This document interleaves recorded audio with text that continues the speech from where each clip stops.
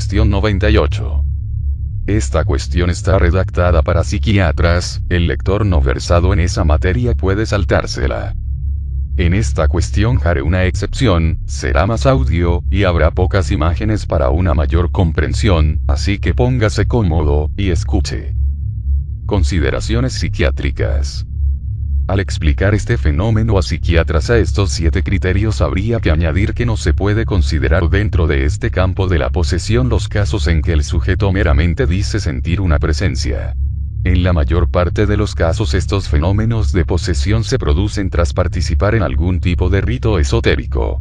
Ouija, práctica de espiritismo, santería afrocubana, macumba, vudú, etc. Este tipo de personas, tal como se ha mencionado en el punto 7, sufren alucinaciones sensoriales siempre con una temática muy precisa, la referida en el citado punto, pero no se ven afectadas por ningún tipo de delirio. Por el contrario, hay una total ausencia de construcción patológica de conjuntos de ideas que puedan justificar ese tipo de trastornos explicados en los 8 puntos anteriores. El paciente mantiene un razonamiento claro, y se muestra sumamente crítico respecto a los síntomas que él mismo describe al médico. Es muy frecuente que comience su exposición al especialista médico o al sacerdote con las palabras "va a pensar que estoy loco, no me va a creer o no sé por dónde empezar". El mismo poseso es el primero en reconocer que su discurso va a resultar poco digno de crédito. El poseso sitúa perfectamente en el tiempo el inicio de sus trastornos. Y suele referir como causa de ellos la participación de ese rito esotérico.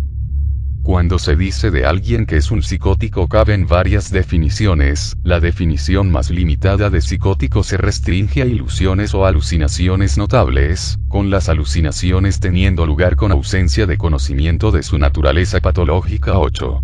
Como se ve, no acaba de encajar este tipo de pacientes en el concepto de psicótico, ya que mantienen una continua conciencia crítica respecto a los trastornos que refieren. Podríamos decir que la posesión tiene algún ligero aspecto en común con la esquizofrenia paranoide. Dado que la característica esencial de una esquizofrenia de tipo paranoide es la presencia de notables ilusiones o alucinaciones en el contexto de una relativa preservación de la función cognitiva y afectiva.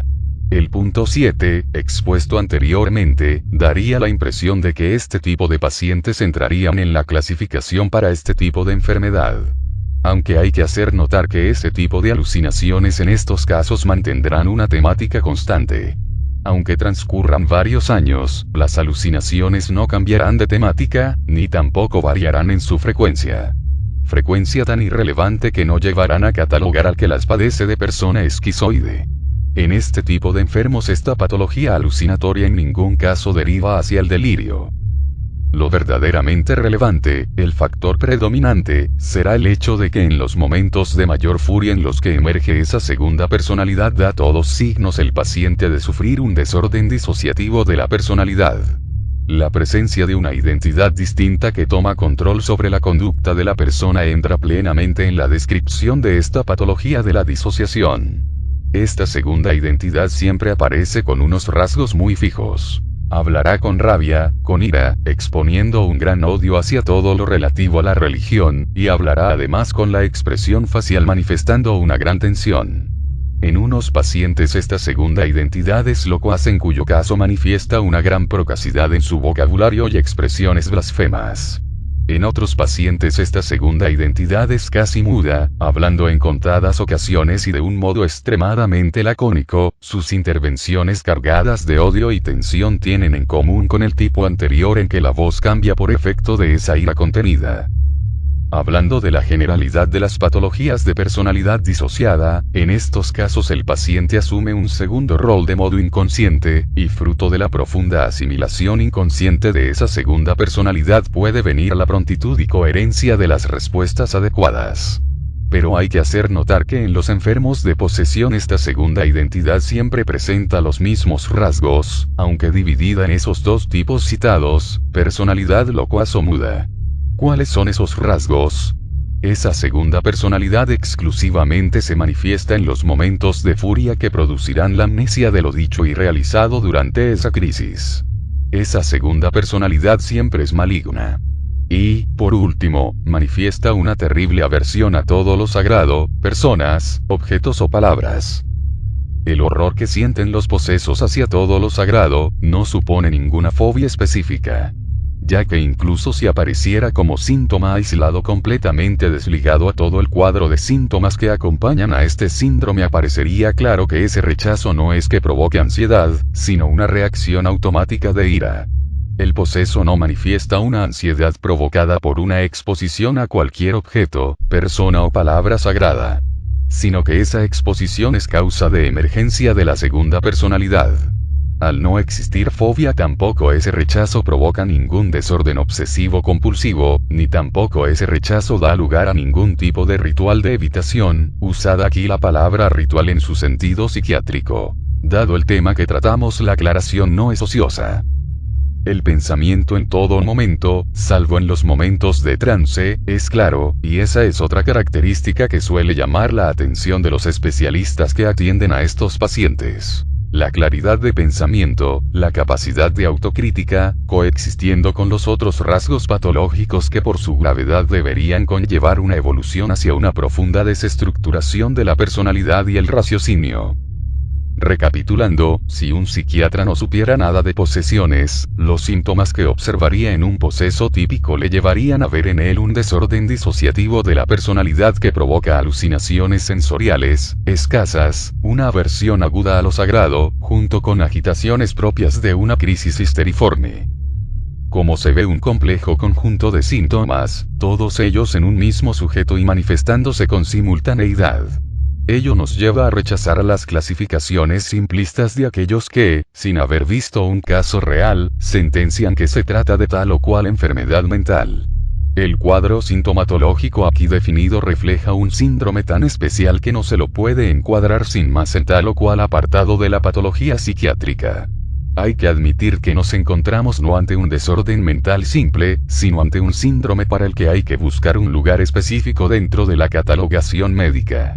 Y digo un síndrome porque es un conjunto de signos y síntomas que existen a un tiempo y definen un cuadro morboso determinado. Cuadro morboso que se repite de un modo milimétrico en los pacientes que lo padecen y cuya simultaneidad en la concurrencia de esos rasgos, antes descritos, llevan a la perplejidad a los especialistas que los atienden. Por lo tanto, es totalmente inadecuado hablar de este hecho como esquizofrenia, psicosis, y mucho menos como epilepsia, porque el cuadro entero no encaja en la catalogación de cada una de estas enfermedades. Este síndrome solo encaja en pequeñas partes de la sintomatología de esas otras patologías. Pienso que el mejor término, puesto que hay que crear una denominación ex profeso, sería síndrome de monopático de disociación de la personalidad. El DSM, en el apéndice primero, ofrece un glosario de síndromes relacionados con culturas étnicas determinadas. En la página 849 aparece el término SAR al que se da la siguiente definición descriptiva. Un término general de Etiopía, Somalia, Egipto, Sudán, Irán y otras sociedades del Medio Oriente aplicado a la experiencia de espíritus poseyendo a una persona. Las personas poseídas por un espíritu pueden experimentar episodios disociativos que pueden incluir gritos, risas, golpes de la cabeza contra la pared, cantos o llantos. Las personas pueden mostrar apatía y apartamiento, rehusando comer o el llevar a cabo las tareas diarias, o pueden desarrollar una relación a largo plazo con el espíritu que los posee. Pero mucho más importante que ese término, que había que reseñar ya que esa obra hace mención, el DSM en el apartado 315, dedicado a los desórdenes no especificados de otra manera, página 490, trata de un modo confuso y mezclado con otros desórdenes, el cuadro que aquí se ha presentado de un modo detallado. Ese apartado trata este tema de un modo sumario esta cuestión, y ya advierte que hay casos en que la característica predominante es un síntoma disociativo, y que sin embargo no concuerdan con los criterios de ningún desorden específico. Es interesante observar lo categóricos que se muestran algunos especialistas en clasificar el síndrome que he descrito, y de los que ellos solo han tenido referencias, como una mera y simple disociación, cuando el mismo DSM, ante la evidencia de casos conocidos de primera mano, advierte claramente que hay casos que escapan a los criterios de la misma clasificación que acaba de hacer. y de modo expreso el DSM menciona la posesión, al final del punto 4 del apartado 315, como un tipo de trance en el que la característica predominante es esa disociación de la personalidad pero cuyas características no coinciden con los criterios dados para ningún tipo de desorden de disociación. Lo denominemos como lo denominemos, hay que convenir que clasificarlo en otra de las categorías hasta ahora existentes es podar el fenómeno de muchos de sus elementos específicos. Por eso es más adecuado crear un término específico para una realidad específica. No basta con decir que es una patología demonopática, pues son muchos los desórdenes psiquiátricos en los que el enfermo cree ser un demonio, o que la persona con la que convive se ha transformado en un demonio, o que oye voces de demonios, etc. Tampoco basta con decir que es una mera disociación de la personalidad, porque la disociación aquí descrita presenta un cuadro demasiado sui generis en las características que la acompañan, vg. Fase convulsiva sin pérdida de conciencia, una fobia exacerbada en medio de una crisis de apariencia histeriforme. Sin embargo, esa disociación de la personalidad, con ser solo un síntoma diagnóstico más, es el más específico de la posesión.